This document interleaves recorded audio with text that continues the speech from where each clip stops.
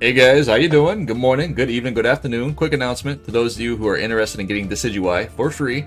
All you gotta do, stay tuned to my videos after this video goes live and the very next coming video, which will be posted either later on today or tomorrow. I will be featuring $10 gift cards to pick up Decidueye in your shops. Now, I know there's a gold cap and it's hurting a lot of people just because you can only farm so much points to unlock Pokemon, daily. And it's a lot harder to do that when Pokemon come out and they're 10k, and there goes all your, your coins, right? Now, it's a lot harder to unlock every Pokemon when you get a cap on coins. So, I'm here to help you, hopefully, for those of you that are interested. Whether it's not from the Discord or just a community out there who aren't subscribed to my videos, either way, all you gotta do is tune in and I will be giving away a code throughout my video, randomly throughout my videos, from now until Decidueye releases on the 19th of this month. That's all you gotta do. Anyhow, this has been Pawse Plays. Hopefully you guys stay tuned, smash that like button, join that Discord. Talk to you guys in a minute. Let's get into this Gengar gameplay. I'm out. Hey guys, how you doing? Good morning, good evening, good afternoon to all those around the world. Welcome back to the Pokemon Unite video featuring Gengar here, climbing back up the Masters. It's about time we sit down and play some more Hex Gengar gameplay. Hopefully you guys are ready for it. At the end of the day, I'm generally a Sludge Bomb Dream Eater fan. That's my go-to, my bread and butter.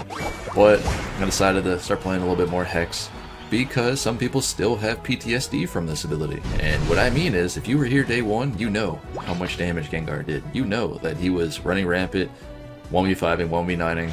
He was doing it. He was out here. It was so bad at one point they ended up nerfing Gengar to where he is now currently. But at the same time, they gave him a nerf, and then that nerf essentially nerfed his damage, fine, right? But it also bugged him out, or probably working as intended, we don't know, because it was like that for a little while. Where his Hex did literally 0 damage. I'm assuming just a bug, or maybe perhaps they didn't know where they wanted to put his numbers, I don't know. But either way, that was a little bit ago. And now, this is the Gengar we see now.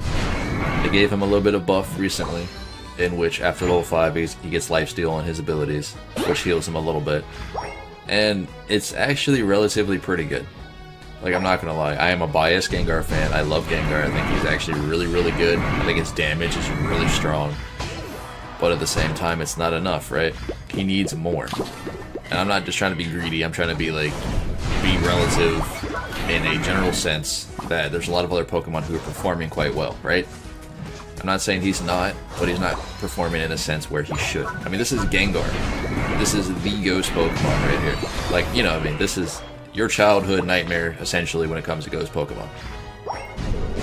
I miss the old Pokedex lore. Apparently, Gengar way back in the day, red and blue version, what have you. This is the Pokemon that would walk around in your shadow, stealing the souls, from his victims. And now we're here playing Pokemon Unite, where he seems very undertuned, right? Let's be fair, he seems very undertuned. Regardless if you hate playing against him, if you hate seeing Gengar, regardless if you're not a fan of this Pokemon, he's just not as good as he used to be. Now, I think, and I think a lot of people probably could agree, if you're playing a burst assassin, this is what Gengar would be. He needs damage, right? But he doesn't need enough damage in which there's no counterplay for, and that's how he was beforehand. But he needs enough sustain to allow himself to do that damage, right? Whereas you could argue, and again, Shadow Ball Dream Eater does a huge amount of burst. You one-shot combo anybody in the game besides Crustle, Snorlax, typically at level 15. If they're level 15, you know what I mean? Other than that, you pretty much one-shot anyone else in the game. Which, I think it should be like that. You're a burst assassin. You're like LeBlanc from League of Legends. You hit that Q, which is your Shadow Ball, and you follow with that R, which would be your Dream Eater, and you just delete people.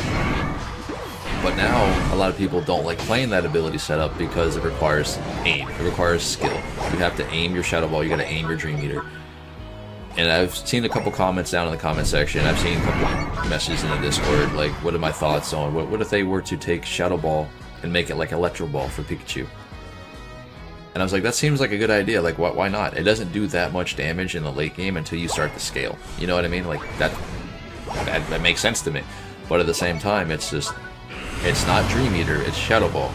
If it performs like Electro Ball, where you get that guaranteed hit, that wouldn't feel as bad. But if you're playing that setup, right? But I love Shadow Ball, I love Dream Eater the way it is. But Hex is that ability where you either make really good plays or you make really bad plays. Like the situation right here, like I wanted to go ahead and leave my buddy Snorlax, but at the same time I didn't want to do that. You know what I mean? I wanted to be that team player and try to help out. He's been performing phenomenal this game, so hats off to the Snorlax player. Like we've been going around roaming, getting picked, doing these objectives and stuff. I didn't want to ditch him, but at the same time, like I knew it was a bad situation, and I probably shouldn't have done it, but I wanted to see if I could help. And in that mindset, when you're sitting here playing Hex and Sludge Bomb, it's like as soon as you go in, are you going to get that kill or are they going to kill you, right? Because that's how it feels. Because as soon as you go in, all the buddy barriers pop, all the focus bands start activating, and then you're just like, well, at this moment, you knew. You know what I mean? And sometimes you pick up a kill, sometimes you don't, but 9 out of 10, you get blown up. But again, sometimes you do clean up teams, and it does do a lot of damage. Sometimes you could 1v5. Sadly enough, I got stuck in a corner versus Garchomp. What do you want me to do, guys? I'm sorry, what do you want me to do? You know what I mean? But either way, there's been situations where it feels good to play Gengar. It really does. And like I said, I'm biased when it comes to this Pokemon. I love Gengar.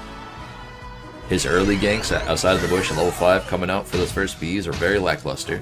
And I think a lot of people will agree, regardless how much we love this Pokemon, you will agree that it's not very good, right? You come out of the bush level 5, what do you got? You got a Sludge Bomb. Okay. I do like, I don't know, 15, 20 damage on a dot damage. Like, you come out of the bush, that seems, what, nothing, right? Or you play Shadow Ball, which does a lot of damage, actually, out of that bush.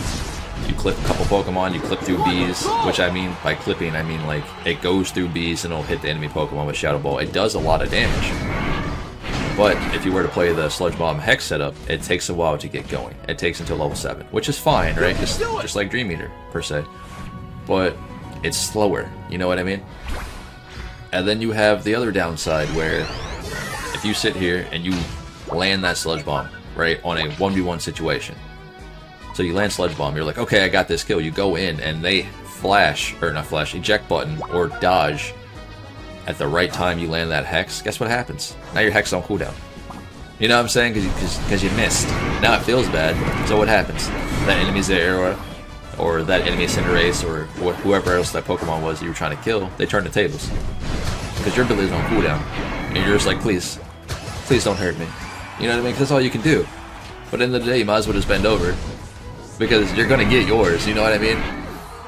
It's just, I think they really need to put Gengar in a spot where he either does too much damage, or they fix him where he has a little bit more sustain. Final stretch. I'm not talking just like on his abilities, I mean just like overall bulkiness of the Pokemon. Whereas if you can jump into a team fight, you know, that's your kit, right? Like, it's jumping in, that's your playstyle, is to jump in. Why should you get punished right away for just playing your abilities the way they're supposed to be? If that makes sense. You know what I mean? Like, look at your boy Garchomp right here.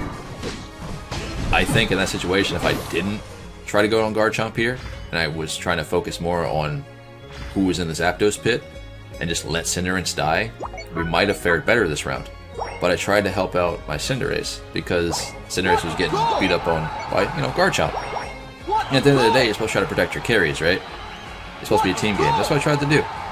But in the same sense, if you notice, Garchomp's abilities, they're stationary. You have to be meleeing him for him to, you know, get effective. Sometimes I think their kits, the Pokemon's kits, really hinder a lot of these Pokemon, whereas Garchomp is where he is right now because everyone can kite him out. Gengar's kit is fantastic, but except for, like, it's just like, don't go in. Because if you go in, you got Buddy Barrier, you got Focus Band, you got Crowd Control, and just like you don't do enough damage to burn through all those barriers. It's just one of those ordeals. Now think about this though. In solo queue is where I play Gengar, obviously. But at the same time, you get those games where you do phenomenal, which I do that quite often, but it's hard to carry every game because every game is random. Meaning every game that you play with, you get different players who are, you know, a random skill level. In some games you pop off, some games you don't. And the ones that you do, you feel fantastic. But in situations where you're actually trying to play like in a group setting, for example, and you go in and try to help your team out, and everyone's got those buddy barriers and those shields, it feels bad because as soon as they crowd control you once, or as soon as they dodge out of that first Hex, you know what I'm saying? Time's up. Now, don't get me wrong. Running these 3 glasses on Gengar, you blow up everybody. Like, you saw me, I blowed up Greedent quite a few times that game, 1v1 situation. It's not the damage that's lacking. It's really not. I think it's more, like I said, his tanky stats overall. But either way, man, this has been Pawse Plays. Hopefully you guys enjoy. Please smash that like button, join that Discord. Come hang out with us. I'll catch you guys in the next one. I'm gonna head out.